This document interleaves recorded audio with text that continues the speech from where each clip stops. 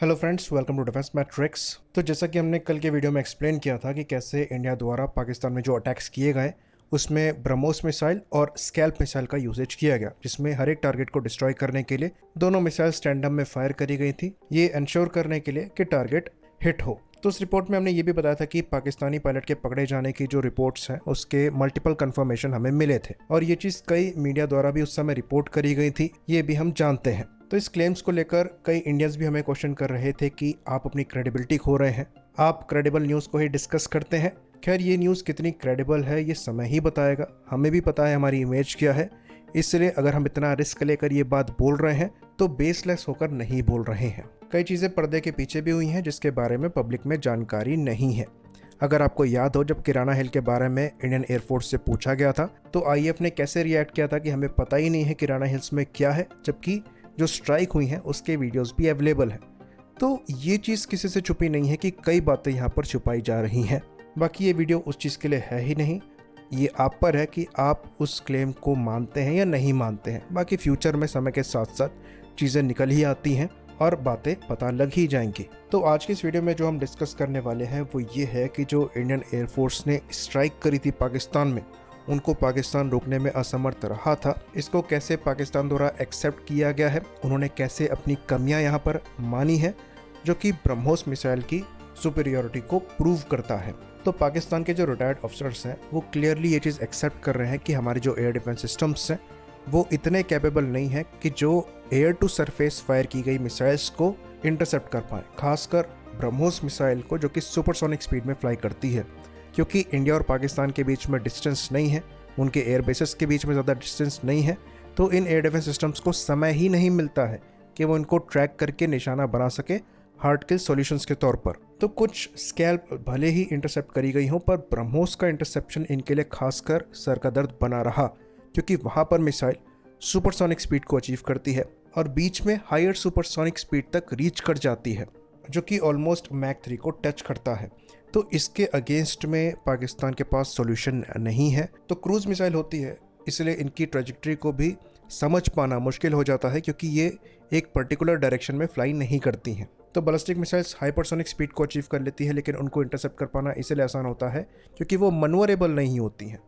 जो मनवरेबल hypersonic missiles होती है उनको इंटरसेप्ट कर पाना मुश्किल है, पर नॉर्मल बैलिस्टिक मिसाइल्स को इंटरसेप्ट कर पाना इसलिए आसान हो जाता है क्योंकि ट्रेजेक्टरी को आप कैलकुलेट कर सकते हैं। ब्रह्मोस के केस में ये पॉसिबल नहीं है और इसलिए पाकिस्तान के जो एयर डिफेंस सिस्टम्स हैं वो नाकाम रहे थे इस मिसाइल को इंटरसेप्ट करने में। तो ब्रह्मोस के अगेंस्ट में पाकिस्तान के पास अभी भी कोई सॉल्यूशन नहीं है। वो इलेक्ट्रॉनिक जैमिंग की बात कर रहे थे, बट ये भी ब्रह्मोस के केस में पॉसिबल नहीं है। अगर वो इतने कैपेबल होते तो कोई भी ब्रह्मोस उनके एयर बेसिस को टच ना कर पाती, लेकिन multiple strikes multiple air bases पर क्रेडिबल प्रूफ के साथ हुई हैं। बाकी हमने एक्सप्लेन किया था कि कैसे ब्रह्मोस का जो नेविगेशन सिस्टम है वो काफ़ी ज़्यादा एडवांस है और उसको फर्दर इम्प्रूव किया जा रहा है। तो ब्रह्मोस द्वारा मिड कोर्स के लिए आईएनएस यानी कि इनिशियल नेविगेशन सिस्टम को इस्तेमाल किया जाता है, जो कि काफ़ी ज़्यादा एक्यूरेट है। उसमें डेड रिकॉर्डिंग जैसी कैपेबिलिटी को दिया गया है, जो कि अपने आप में ही इस आईएनएस सिस्टम को पैसिवली काम करने की सहूलियत देता है। बाकी इसको एड करने के लिए सैटेलाइट नेविगेशन को दिया गया है, जो कि अगेन मल्टीपल सोर्सेज को यूज़ करती है, जो कि जीपीएस और ग्लोनास दोनों है। इवन नाविक को भी यहाँ पर इंटीग्रेट किया जा रहा है। तो अगर आप जीपीएस जैमिंग की भी कोशिश करते हैं तो उसमें भी आपको मल्टीपल जैमिंग सॉल्यूशन प्रोवाइड कराने पड़ेंगे, जो कि अगेन इतना इजी नहीं होता है। बाकी वो भी आप पैचेस में ही करा सकते हैं, और क्योंकि स्पीड यहाँ पर इतनी ज़्यादा है तो मिसाइल बहुत जल्द ही जैमिंग जोन से बाहर आ जाती है और फिर से कोर्स करेक्शन हो जाता है, अगर जैमिंग हो भी पा रही हो, जो कि फर्स्ट केस में पॉसिबल नहीं है। बाकी ये ज़्यादातर आईएनएस पे रिलाई करती है, जैसा कि हमने बताया, जो कि पैसिव सेंसर है और बाहर से उसको जैम नहीं किया जा सकता। बाकी बात रही इसके एक्टिव सेंसर की, जो कि टर्मिनल स्टेज में इस्तेमाल किया जाता है। अगेन मेनली वो एंटीशिप ऑपरेशन में इस्तेमाल किया जाता है और वहाँ भी आपको रिएक्शन टाइम इतना नहीं मिलता है कि आप उसे जैम कर पाएँ। तो इसलिए इस मिसाइल ने अपने सारे टारगेट्स को हिट किया है और ये चीज़ उन्होंने एक्सेप्ट भी करी है कि उनके पास सॉल्यूशंस नहीं है इस मिसाइल के अगेंस्ट में। वहीं पर इनके द्वारा जो CM-400 मिसाइल्स लॉन्च करी गई थी इंडिया की साइट पर, जिसको ये हाइपरसोनिक क्लेम कर रहे थे, वो actually air launch ballistic missile है जिसकी ट्रेजेक्टरी डिफाइंड है। तो उनको इंटरसेप्ट कर पाना ईजी होता है और इसलिए इंडिया में उनका इंटरसेप्शन हुआ है। और S-400 को डिस्ट्रॉय करने की जो बात कर रहे हैं वो नहीं हुआ है, वो खुद भी इस चीज़ के प्रूफ प्रोवाइड नहीं करा पा रहे हैं। उन्होंने बस यही कहा है कि हमने S-400 को टारगेट किया है। तो क्लियरली यहाँ से एक चीज़ साफ हो जाती है कि ब्रह्मोस के अगेंस्ट में पाकिस्तान के पास कोई भी सॉल्यूशन नहीं है।